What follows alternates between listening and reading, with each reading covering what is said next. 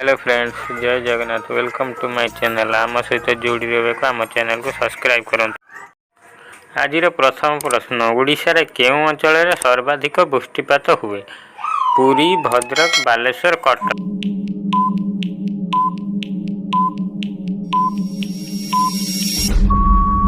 Right answer Bhadrak.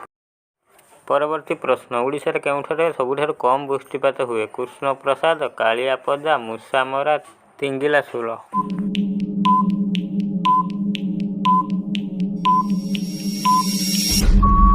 Right answer Krushnaprasad. ओडिशार समुद्र संलग्न सन्तिया भूमि रे कौन देखा जाए? जुआरिया वन, हेन्ताल वन, केउठी नुहे, झाऊ वन।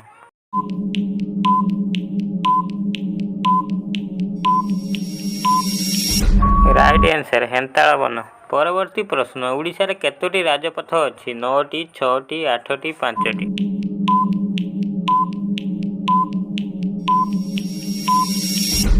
राइट आंसर 6टी। परवर्ती प्रश्न, 5 नंबर और 6 नंबर जातीय राजपथ केउठारे मिलित होइछि? अनुगुल, कटक, बांगीरपोशी, हळदीपदा।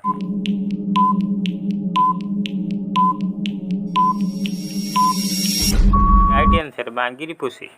परवर्ती प्रश्न, तालचेर निकटरे केउं राजपथ जाइछि? 23 नंबर, 53 नंबर, 28 नंबर, 29 नंबर।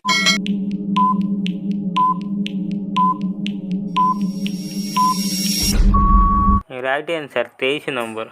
परवर्ती प्रश्न, ओडिशा रे केतोटी सब डिविजन रहिछि? 58टी, 28टी, 55टी, 38टी।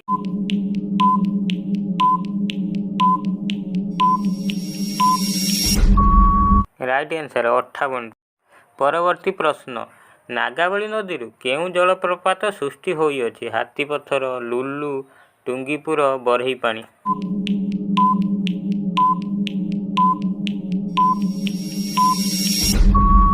Right answer हाथीपथर। परवर्ती प्रश्न, जंकु जलप्रपात केउं जिल्लार अवस्थित? अनुगुल, कलाहांडी, जोड़ा, मालकानगिरी।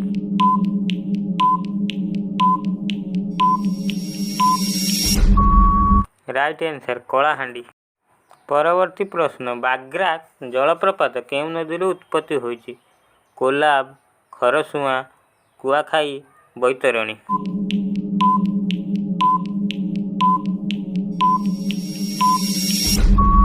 Right answer Kolab. परवर्ती प्रश्न, केउं नदी को ओडिशार गंगा कहा जाए? कुआखाई, खरसुआ, बैतरणी और महानदी।